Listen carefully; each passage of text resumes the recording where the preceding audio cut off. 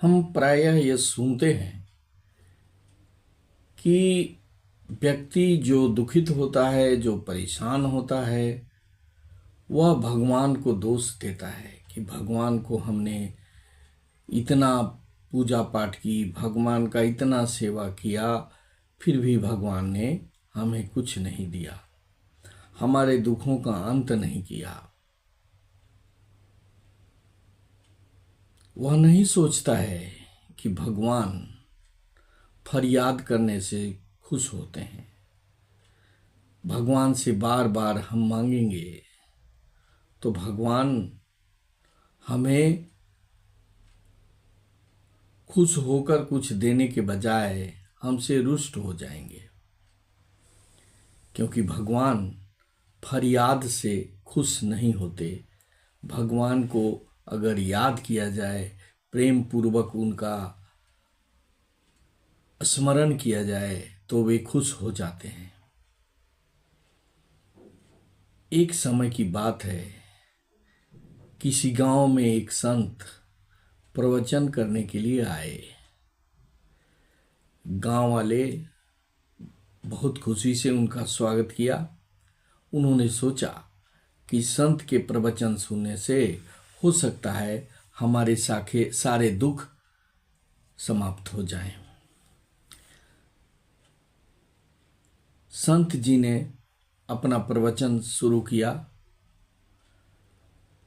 कुछ बातें कही होंगी कि उसी समय कुछ परेशान लोग अधीर होकर उनके सामने आ गए और वे अपने दुख का बयान करने लगे। कोई बीमारी से परेशान था, किसी के पास धन की कमी थी, कोई पारिवारिक रिश्ते में खटास से विचलित था, कोई अपने कार्य में असफल होने से परेशान था। इस प्रकार से हर एक व्यक्ति कुछ न कुछ दुख से, कुछ न कुछ चीज़ों से परेशान थे। उन्होंने अपनी फरियाद संत जी से कही तो संत जी ने कहा कि आप ये फरियाद करने के अलावा भी अपने जीवन में कुछ किया अपनी परेशानियों को दूर करने के लिए।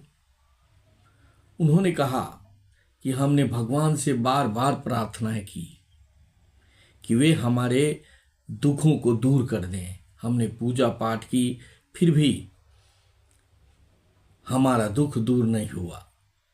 दिन रात हमने उनकी सेवा की, दिन रात प्रार्थना की, दिन रात फरियाद की, परंतु हमारे दुखों को उन्होंने समाप्त नहीं किए।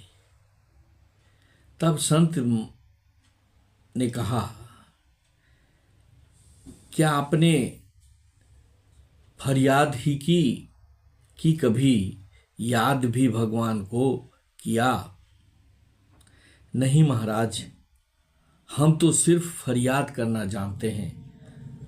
हम याद क्या होती है और क्या चीज़ क्या होती है हमको नहीं मालूम। हम सिर्फ भगवान से कुछ मांगते हैं ताकि भगवान हमें उसको दें। महात्मा जी ने उन्हें कहा कि भगवान फरियाद से नहीं, याद से प्रसन्न होते हैं। उन्हें प्रेम पूर्वक अपने हृदय में जो बसाते हैं, बिना किसी अपेक्षा के, उसी को याद करना कहा जाता है। बिना किसी अपेक्षा के, बिना किसी चाहत के अगर कोई उनको अपने हृदय में बसाता है तो भगवान उससे बहुत प्रसन्न होते हैं, बहुत खुश होते हैं। आपने देखा होगा कि यदि कोई भिखारी हमारे पास आता है और अपनी फरियाद सुनाता है तो हम उसे कुछ खाने को देते हैं या कुछ पैसे दे देते हैं और वह चला जाता है। बस हम उसको कुछ देकर विदा कर देते हैं और वह खुशी खुशी चला जाता है। वह फरियाद करता है, इसलिए कुछ चीज़ें पाकर वह संतुष्ट हो जाता है। लेकिन आपने देखा होगा कि एक पुत्र पिता को प्रेम से याद करता है तो पिता उसके दिल की बात को जान जाते हैं और उसे जो चाहिए वह बिना मांगे उसे दे देते हैं। हमें भी भगवान को पिता मानना चाहिए और अपने को पुत्र समझना चाहिए ईश्वर का। तो बिना मांगे ही ईश्वर हमें सब कुछ दे देंगे।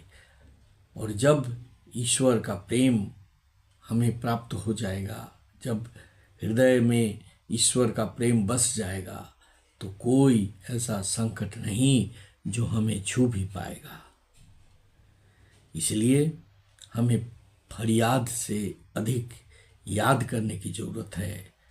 अगर हम भगवान को हर काम में याद करते हैं, उनका स्मरण करते हैं और अपने काम को शुरू करते हैं, तो भगवान की कृपा हम पर सदा बनी रहेगी और हम कभी भी अपने कार्य में विफल नहीं होंगे।